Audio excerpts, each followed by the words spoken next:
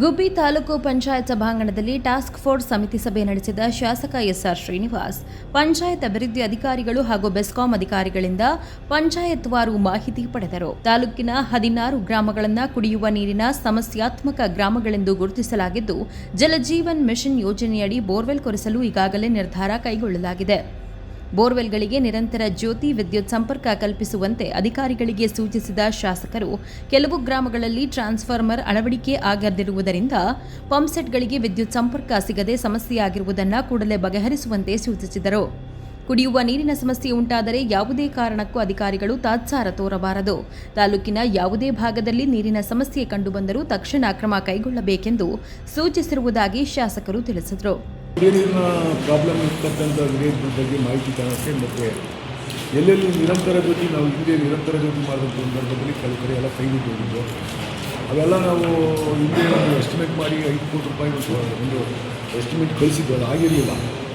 ಅವು ಹಂಗೆ ಪೆಂಡಿಂಗ್ ಕಳಿಸಿದ್ದು. ಈಗ ಸರ್ಕಾರದಿಂದ ಯಾವ್ಯಾವ ಕಾಮಗಾರಿ ಆ ಥರ ಪೆಂಡಿಂಗ್ ಇದೆಯೋ ಅದೆಲ್ಲ ಲಿಸ್ಟ್ ಕೊಡಿ ಅಂತ ಕೇಳಿದ್ದಾರೆ ವಿದ್ಯುತ್ ಶಕ್ತಿ ಇಲಾಖೆಯಿಂದ. ಅದಕ್ಕೆ ಅದಕ್ಕೆ ಲಿಸ್ಟ್ ತಗೊಂಡು ಎಸ್ಟಿಮೇಟ್ ಮಾಡಿ ಸಬ್ಮಿಟ್ ಮಾಡಬೇಕಾಗುತ್ತೆ. ಅದಕ್ಕೆ ಇವತ್ತು ಎಲ್ಲ SOಗಳು ಮತ್ತು AWE KEB ಒಂದು ಕುಡಿಯೋ ನೀರಿನ ವಾಟರ್ ಸಪ್ಲೈ ಎಲ್ಲರಿಗೂ PDOಗಳು ಮತ್ತು SOಗಳು ಎಲ್ಲ ಮೀಟಿಂಗ್ ಕರೆದು ಅದನ್ನು ಒಂದು ವಾರದಾಗೆ ಸಬ್ಮಿಟ್ ಮಾಡ್ತಕ್ಕಂಥದ್ದಕ್ಕೆ ಮಾಡ್ತಾಯಿದ್ದೀವಿ. ಮತ್ತು ಏನು ಬರ ನಿರ್ವಹಣೆ ವಿಚಾರವಾಗಿ ಸಾಕಷ್ಟು ಕುಡಿಯೋ ನೀರಿಂದ ಏನೋ ಆಗ್ತಿದೆ.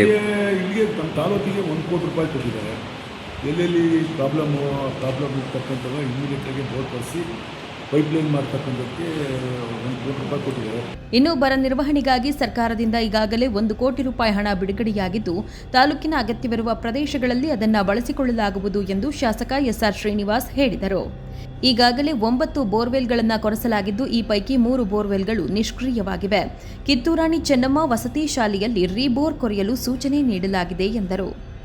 ಇದೇ ವೇಳೆ ಜಿಲ್ಲಾ ಉಸ್ತುವಾರಿ ಸಚಿವರ ಭೇಟಿ ಹಾಗೂ ರೈತರಿಗೆ ಬೀಜ ವಿತರಣೆ ಕುರಿತು ಮಾಹಿತಿ ನೀಡಿದ ಶಾಸಕರು, ಸುಮಾರು 900 ಕ್ವಿಂಟಾಲ್ ಸೀಡ್ಸ್ ವಿತರಣೆ ಮಾಡಲು ಕ್ರಮ ಕೈಗೊಳ್ಳಲಾಗಿದೆ ಎಂದರು.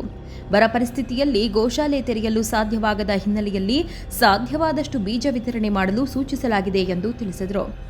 ಸಭೆಯಲ್ಲಿ ತಹಶೀಲ್ದಾರ್ RTB, ತಾಲೂಕು ಪಂಚಾಯಿತಿ ಇಒ ರಂಗನಾಥ್, ಗ್ರಾಮೀಣ ಕುಡಿಯುವ ನೀರು ಸರಬರಾಜು ಇಲಾಖೆ AWE ನಾಗೇಂದ್ರಪ್ಪ ಸೇರಿದಂತೆ PDOಗಳು ಹಾಗೂ ಬೆಸ್ಕಾಂ ಅಧಿಕಾರಿಗಳು ಉಪಸ್ಥಿತರಿದ್ದರು.